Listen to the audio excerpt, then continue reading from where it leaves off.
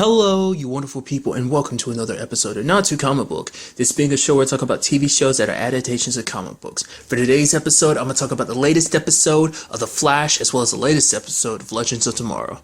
Like always, if I'm talking about something you don't want to listen to, you can always look in the description down below. I include the time when I start talking about each of the respective shows. So for example, if you don't want to hear what I have to say about this week's episode of The Flash, you can skip to what I had to say about this week's episode of Legends of Tomorrow. But first, we're going to talk about this week's episode of The Flash, which is a very great episode. It's a sort of Supergirl Flash crossover. It's basically a musical, and a very fantastic musical, if I may say so myself. It was very good. I love the music. I love like the kind of steps and everything. It's so crazy seeing other people. Like, for one, it's pretty cool seeing Cisco and Win. I should have known something was up because Win made that whole comment about like, oh yeah, I'd love to meet this Cisco dude one day, because the fact of the matter is we'd probably get along. And it's like they were together in during this episode, obviously, because it does turn out this whole thing is kind of, because I was wondering like the way it was set up. I was like, I was wondering, because that's why before I brought this up that I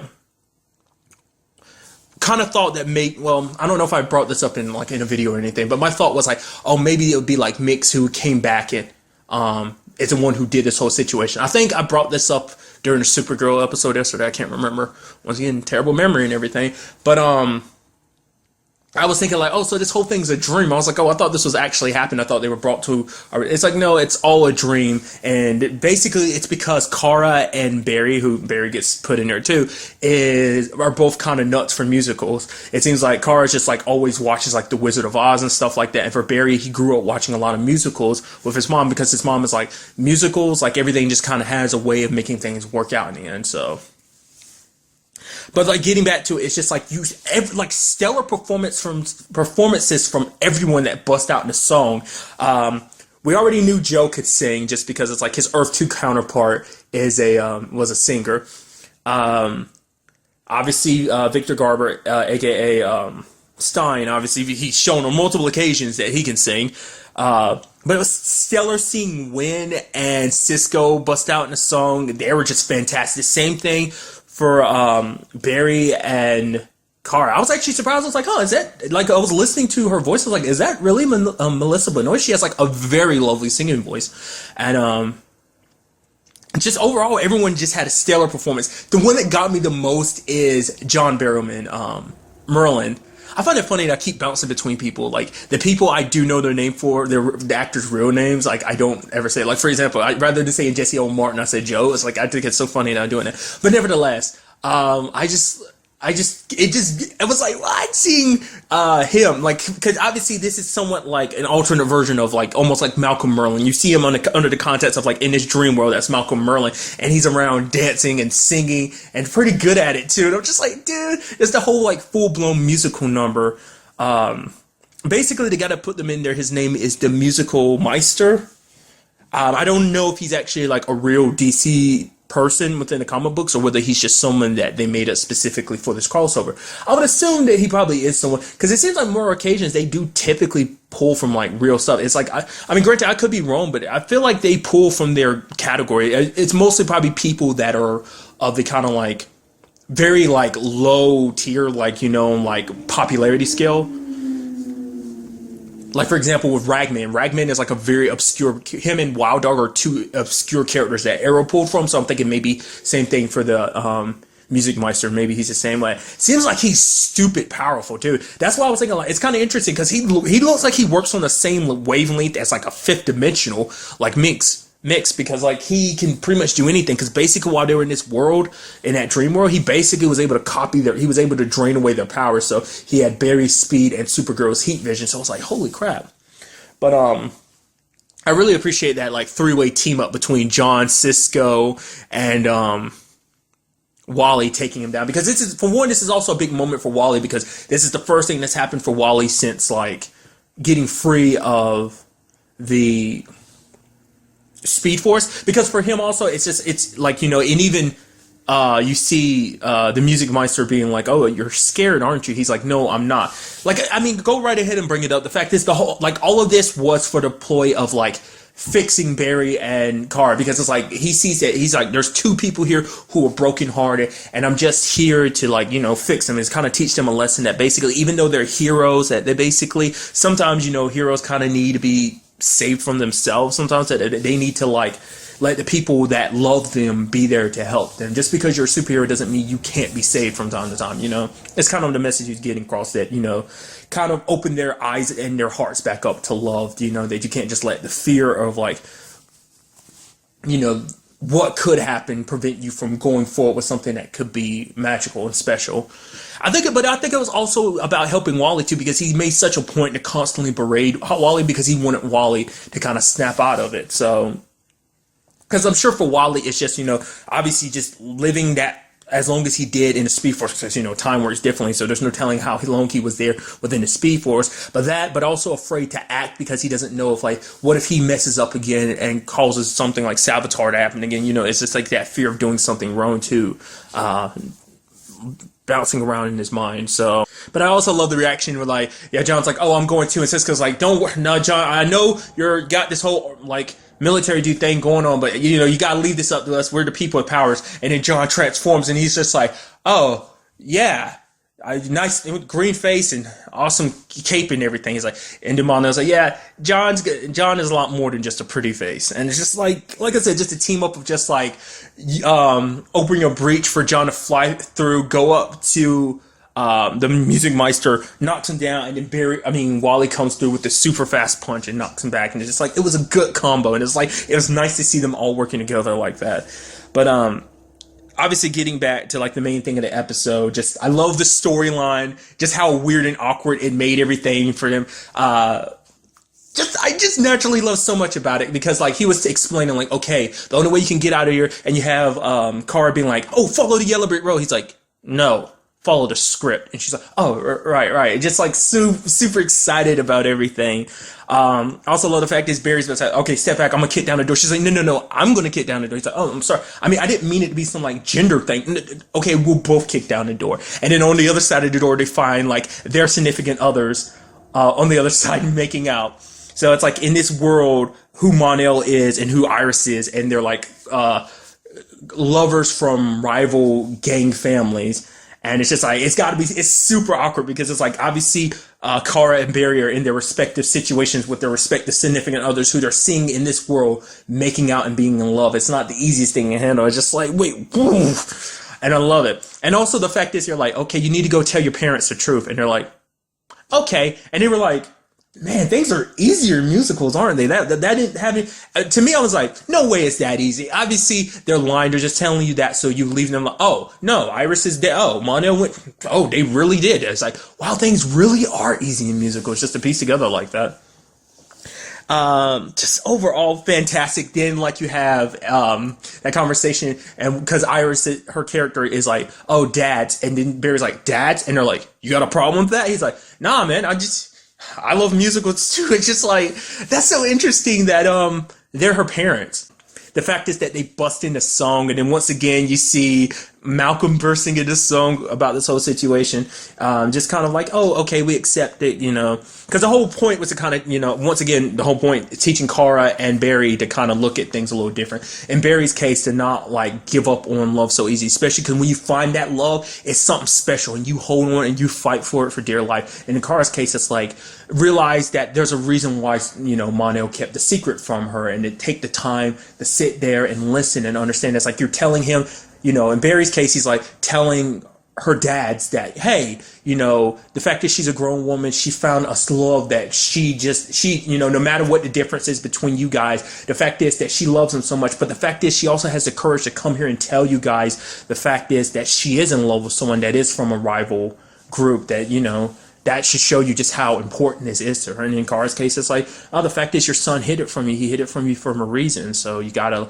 take time to sit down and talk to him and understand why he decided to hide it from you, why he decided to lie to you. So, but also probably just because it got me giddy, it's probably the duet they do at the end, Kara and Barry, just the lines that are in it and stuff like that. It's so good. And then just stuff like, oh, the fact is that, she's like, oh, if there's ever a problem, Barry, you can always go back in time and fix it. He's like, yeah, I'm not allowed to do that anymore. She's like, oh, okay. And then Barry making a comment being like, oh, yeah, your cousin who's not that great. And Car's like, right? I know, right? It's like, oh, he's just like, oh, yeah, I'm Superman. It's just like, oh, good impression. It's just like making jokes like that. And then he'd be like, I'll be there in a flash. And she's like, Barry. He's like, what? It was funny. It's just, I cannot tell you, like, they work together so well. Like, I brought it up last episode, like, I brought it up before, but when they're on screen together, they're having so much fun. It's just like, overall, just naturally, everyone was having fun and was just killing it. Stellar episode. But it's just like, Melissa Benoist and Grant Gustin, I just want y'all to hang out. Like, that's all I need in my life, is to know that you hang out on a regular basis, because it's like they gel together so well on screen, and it's just like, dude, I want you guys to like hang out all the time, because you brought that friendship to life, in my opinion. Like, I get excited every time I see them team up. It's just like, that's literally the crossover I like seeing the most, just because they do it so well. They have so much fun, and because it's so much fun, because they make it look so much fun, it makes you feel so much. I also like the fact is, I wonder, does Grant Gustin really do tap dancing, or is that something he had to specifically learn for this? Like, I mean, I want to know how much of this was like stuff that people already do. Like, the actor who plays Cisco and the actor who plays Wendell, are they very naturally good singers? Same thing for Melissa Benoist. Or is that just stuff that they were already naturally good at? Obviously, I know they had to put a lot of practice into it, but it's just like, dude, it's just a stellar performance all around. I'm very happy about how this episode turned out. I mean, granted, it kind of had a sad ending to it, because it's like, I mean, it didn't go the way it could have, because even I think Barry compared it to West Side Story, which I've not seen that in a very long time. The last time I saw that was like in 6th grade, my musical class. Which, it's kind of weird to think that is a movie. I mean, I don't know. I guess certain aspects of it, I mean, it's a very, like, almost Shakespearean take on real Romeo. Like, it's almost like a more modernized Romeo and Juliet, in a sense. I mean, granted, Romeo and Juliet with Leonardo DiCaprio. I'm not about to go down that. I'm not about to nerd out about movies right now. Nevertheless, shootout type of situation. Obviously, because it's like the different families could not put aside their differences and had to go to war over this particular situation, which is sad, but, it's lucky that Iris didn't see things the way she did. Like, luckily she came in at the end, because it probably would have been hard seeing her dad just, like, die like that. I mean, obviously the main focus was Barry and Kara, who had both been shot.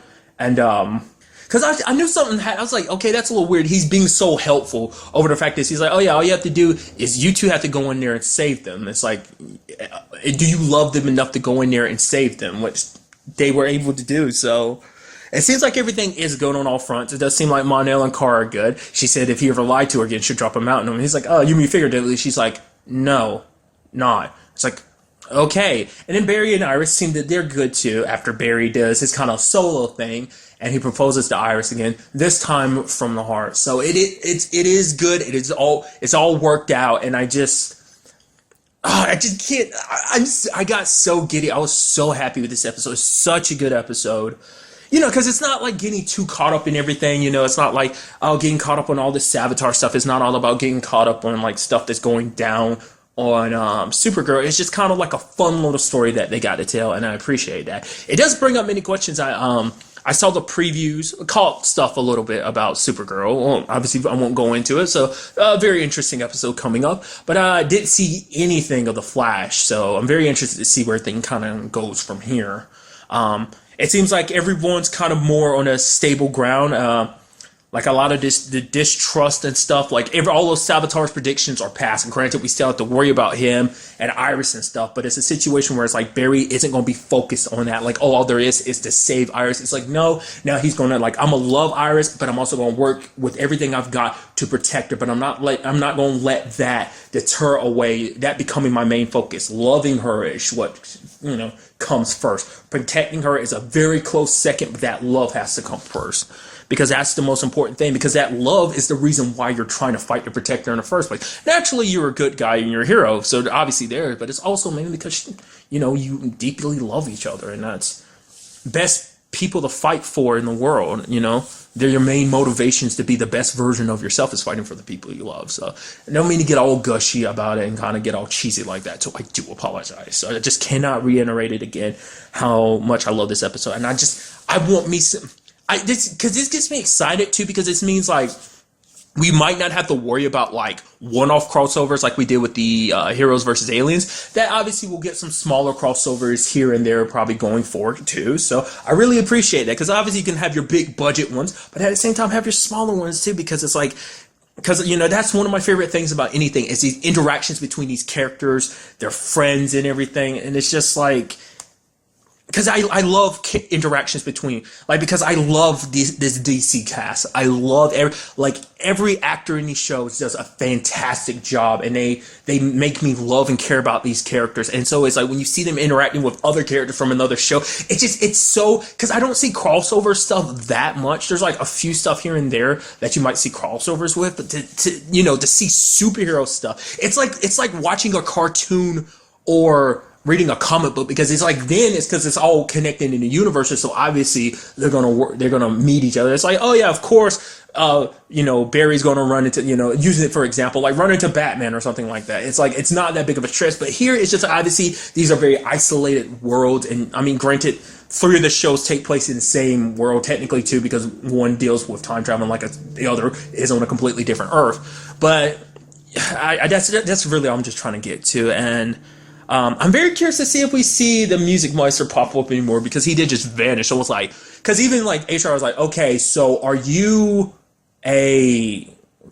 from a different world, different dimension? He's like, oh yeah, that's essentially basically saying that's a complicated answer that basically they wouldn't understand. So it's like, nice way to get out of that, writers, but it's like, I'm very curious. I will have to look him up afterwards to see if he's actually a real person or not. I really should have done that beforehand, but I guess before I really talk about things, I want to go in as, with the knowledge I do know. It'd probably be helpful, like, not only to myself, but anyone that's listening, if I did a little more research beforehand, just to be like, oh, coming into this, watching the episode, I didn't know this, but oh, I know this now, blah, blah, blah, blah, blah, so. But, really, that's all I wanted to say. So I know I'm kind of getting like super dragging this on long enough, so I apologize for that. Anyway, I am very interested to see where we go in this next episode of Flash, as well as the next episode of Supergirl.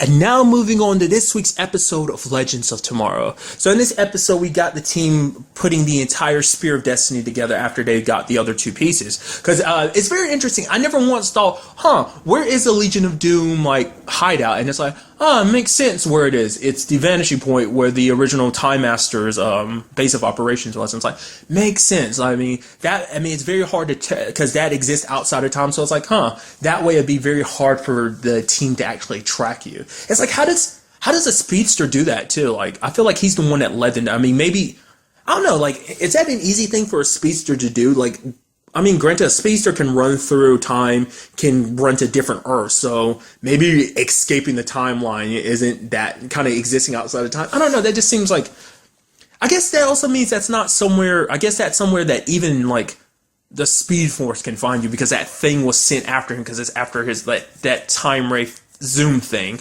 Once again, I am wondering, is that still alive after everything that went down with Barry? So, like I said, it depends on where, how time works and everything, because, Barry technically already did the stuff in the Speed Force already by the time that episode happened, because all that's exists, everything that's happened in the Legends of Tomorrow, all that stuff that's happened on the other shows has already technically happened with the whole time travel and everything. So I'm wondering or maybe it's once again, I brought it up previously, quickly reiterate, maybe the Speed Force brought it back or something, I don't know, it doesn't matter. But nevertheless, I guess you can't really just escape that thing, because he's still so adamant about, I guess more so than anything, even if he could stay there, that would mean he'd have to stay there for the rest of his life and can't go anywhere else, and that's not really a life I'm sure he wants to lead, so he wants his life back, his existence back. I do appreciate the fact is that, when that we saw God, I'm stumbling, a firestorm transmuted the thing that was holding this the other 2 pieces into candy. I was like, nice, because prior to this he's always turned things into water, but now turning it into candy, he basically said that something Jax was like, him and Stein have been working on that. So I was like, dude, I'd like to see what kind of other stuff you can do that type of thing with. But this episode brought up some interesting things, because it never once crossed my mind, because to me, the first one that came to mind is like, oh, obviously Sarah could use the lance to kind of bring back Laurel. So that was like a one key thing, but I never really thought about the rest of the team like I should have. Obviously, in Nate's case, he could use it to bring back his grandfather. Amaya, obviously, you know, because it didn't even cross my mind last episode, like the thought of like her knowing the future. It's like, oh yeah, with the Spear of Destiny, she could literally change everything. She could make sure that her village doesn't get destroyed. She can make sure that her daughter doesn't grow up, you know, a refugee, make sure her granddaughter didn't grow up an orphan. Ray probably get his fiance back. And then finally, one that never crossed my mind too, and it was like the most obvious one, and that's Mick getting Snart back. Because especially because at being at the vanishing point, he remembered losing his partner, and so, you know, for him it's just like, yeah, I lost my partner because he was being an idiot and trying to make sure we all survived, you know. And so a very interesting thing is in this episode, we are introduced to Snart, who has joined the Legion of Doom, which I wasn't surprised about. I'm pretty sure I brought that up like much earlier in the season about how like, oh, I kind of already knew that going into it. I know I spoiled that, but because the tri-trope like pull back from it and be like, oh no, like without revealing it, I kept alluding to it. It's like, oh no, there's at least one other person that joins the Legion of Doom. But I like, just in case anyone came into those episodes, I don't want to spoil it. So I already knew he was coming into it. I was wondering how that was going to work. I was like, are they going to brainwash him or whatever? Because it's like he spent all his time with the Legion. It's like the Legends. It's like the Legion got around that by pulling Snart from before he went off and joined the Legends. Because at least this way, like his experiences, like it's because of his time with the Legends that made him into a person that would sacrifice himself. Because even this Snart is like, really? I found out I was such an idiot. Why would I sacrifice myself for you do-gooders? And even he's like talking to Mick and it's like, why are you fighting alongside of them? You know, and at one point he's about to point his gun at them, but you know, Mick hits his way. He's like, really? You actually care about them? He's like, he can't believe it. It's like, this is my cold-hearted partner, and you're so willing to sacrifice yourself for these people who obviously don't care about you. The only person that really cares about it is you. It's me. I'm your partner. We've always been partners. Like him and Snart grew up together, so that's why. I mean, because a big part of it is too that. I mean, and it's a conversation that it's kind of sad that basically everything played out because they're like, oh, Mick let it slip that to Snart what their plan was. It's like, for one, he didn't know Snart was real. He thought Snart was all in his head, which is like Stein should have had his back on that because Stein would have been like, okay, yes, I've been helping him with that. And the fact is that, but he's like, oh, but nevertheless, you still told him the plan. You shouldn't have done it. It's like, hey, what do you expect? That is his friend. It's like one of the only friends he's ever had his entire life. And then on top of that, like you have the point being like, it was all in his head. Like he didn't really think he was actually talking to a physical person, which that in itself kind of really quickly kind of started getting in the back of my mind. I was like, oh, so does that mean every other time he saw Snart, it was him, like Snart really being there? He was like, maybe like the Legion grabbed Snart from the timeline and put him at different points in the timeline so he could be there on the ship. And I was like, no, because they're always traveling through time. There'd be no way to pinpoint it. That's a thought I'm thinking of now. Before I was just like, no, they wouldn't be able to do that just because there were moments where Mick was talking to nobody, and you saw Stein look at him talking to nobody. So it really was all in his head. So that was just the catalyst to kind of set this all into motion. And it just plays it out to the point where everyone kind of turns their back on him. And they're like, oh, the fact that you should never have done that. And then, he starts believing what Snart said. And it's like, oh, you guys just see me as the thug. You never really saw me as part of the team because, even though they're a team of outcasts, he is the most outcast one. I mean, and when he betrays him later on, I was hoping he wasn't going to do it. But truth be told, I knew if it was going to come down to anyone, it was going to either be him or Amaya because they were the most tempted by it. For Amaya, it's all about saving her family because at one point she touches his spirit. She's like, oh, what we can do is we can rewrite reality. I can save my family, save my village from what's going to happen to them. The fact is we can get rid of the Legion once and for all, but you have Sarah being like, no, you can't do that because you don't know what would happen upon you using this. But then later on you have it being taken from them and you have Amaya being super pissed about it. It's like, yo, it's your fault to go out there on the battlefield. I say that we should at least use the spear and now the enemy has it. Which on that point, I'll note out, the fact of the matter is it alters reality. Something like that cannot come without a price. There will be ramifications for doing that, which, Rip kept trying to be like, yeah, that's what's going to happen. Which also you have to think about the fact is like kind of comparing it to something else is look at The Flash. Barry is suffering heavily because he went and wanted to change things for the betterment of his own life. And time travel kind of screwed him over because it created Flashpoint, and now he's suffering the ramifications for that right now. So changing things isn't always the best thing. It's like, just because I think it's people are thinking like with the Spear of Destiny, it can alter reality. So it's not necessarily the same thing as time travel, but still the fact that you're altering reality, I feel like time is this, like it's a very living essence that has to compensate for it, to keep some kind of balance. Because if you alter reality, time, like things have to change when you change time, because it has to compensate. Like the future, has to change to compensate for whatever was changed in the past. And I feel like if reality is shaped, like it starts slowly ripping at the threads of time to the point it completely snaps. Kind of the same premise of why Barry shouldn't do any more time traveling, as I kind of brought up in my talk about it in this week's episode. But the fact is that, doing it too much will essentially destroy the fabric of space and time, given enough, if he does it enough. So it's a situation where it's like, there are going to be ramifications. We just don't know what they are yet. So that's my defense on that. Like, I think Sarah made the right move, because there is no telling, like, just because you use it, like, who knows, the person using it might get destroyed in the process. It might need the cost of an entire life to make whatever reality you want reshaped. But it's something that everyone's like, oh, I can't believe Mick betrayed us. He thought he was part of the team and everything. And you have Ray bringing it up. It's like, but really? Was he part of the team? Can we really blame him for turning on us? Because, it's like Ray's like, we never really welcomed him as a part of this family and everything.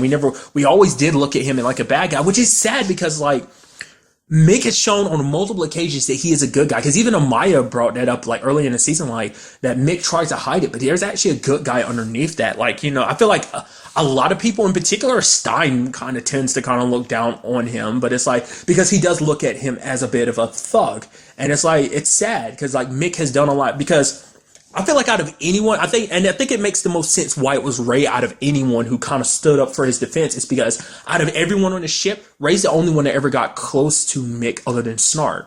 Because there was that whole point of like Snart being gone and, Ray kind of being that new partner for Mick, but that kind of faded a little bit. So now I think it kind of cemented it even more, that even on his team, he didn't have anyone. He only had himself. That out of, even if they're a team of outcasts and misfits, he's the most of an outcast. Because you also think about it too, out of everyone there, he's the only villain. At least before, he had Snart to kind of help him, find his own place on the team. But it's like, now that Snart's going, he's the only one that's there. And it's like, you also have to bring up the comparison of like, well, at least Snart changed, but it's like Mick has changed too. Yes, he acts brash and, is flame obsessed and destructive. He's very chaotic, but still, he's a part of the team. He's helped them do a lot of stuff. He's done a lot of good as being a part of the team. So overall, it's just like a sad situation, because you understand why Mick is done, especially when he brings up the reason why he wants to use the spear. Because for him, it's like the spear is telling him, it's his parents' voices saying, don't play with fire. Because remember, his parents died because of him. We learned that last season.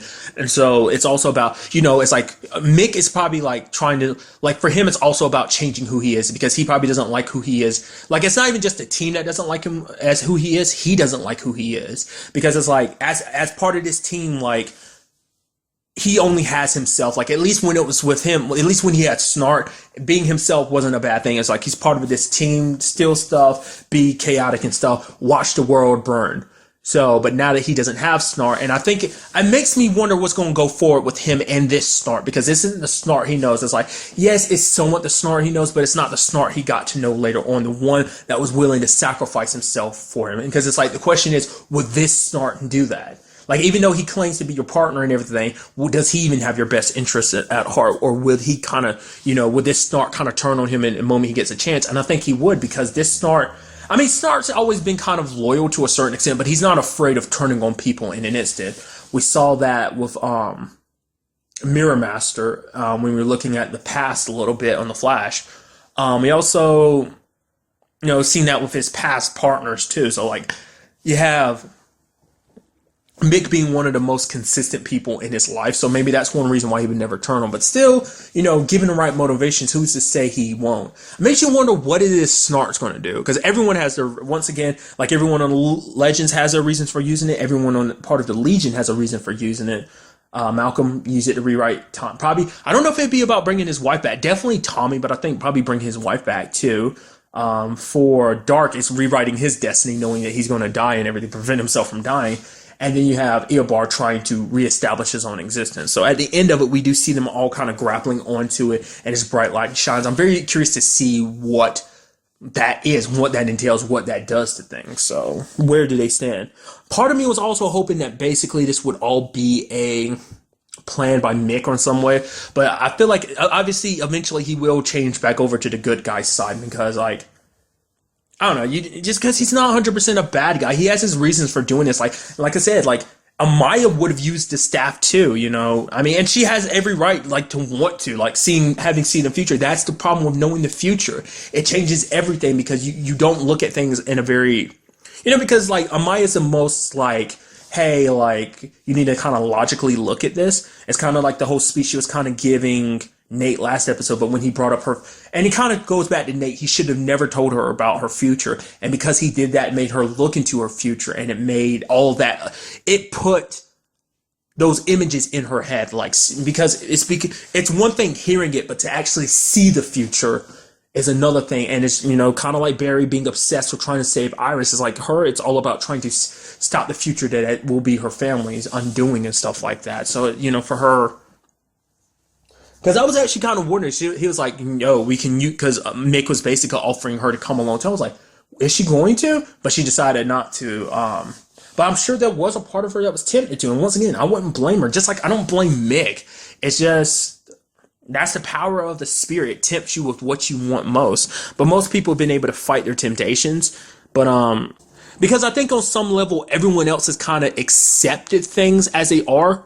Like, I think, you know, Sarah's accepted the fact this Laurel's gone and there's no coming back for her.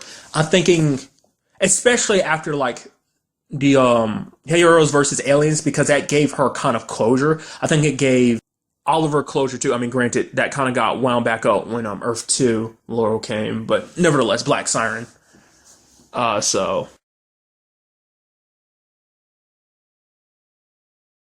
Tolkien, which they said it a little differently. It was Tolkien. Keen is how they say it. I've always heard it as Tolkien, but you know, I guess depending on where you're from, how you pronounce it. But the creator, the dude who wrote, I'm very interested to see what awaits the Legends when this is all said and done. Because the fact is, like, obviously they're in the process of altering reality. I am curious because obviously it's like, oh, they don't 100% know how to use the book, but I mean how to use the spear. But the fact of the matter is, Malcolm shows up and he's got like a book. That's what Eobard had him looking for, and basically shows him how to use the spear. So I'm very interested to see like what does happen. Is it a situation where everything does change? Is it going to be a situation where it's like reality has shifted, but the Legends remember it because they exist in a flow of time? So in this particular pocket, when history's being rewritten, it doesn't exactly affect them.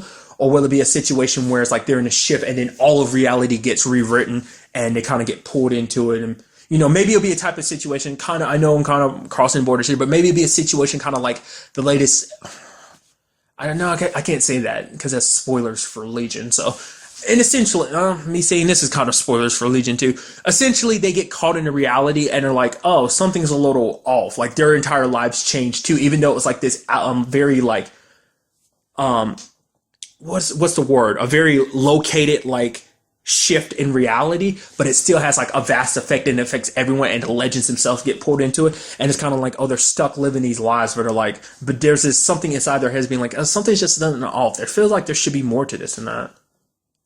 I know I'm sitting here thinking about it. Like, I literally can't believe I forgot about Jackson Stein. To me, I was thinking this, like, Jax could, you know, be his dad. That's what I was thinking, like, way earlier before I started recording. But for Stein, I was thinking maybe he could make his daughter, her existence not an aberration, make it more of a thing. So it's not like she's not something that could be erased easily from the timeline, that she isn't something that needs to be fixed in time. That the fact is that her existence was always a thing. So that was just something that kind of randomly I felt like I needed to include too, because I was like, oh, that was in my head earlier, but I completely let it slip my mind. So very good episode. Some interesting developments, you know, especially obviously very heavily so on the Mick front. Very interested, like, see what Amaya does going forward. Will she be tempted by the spear as well?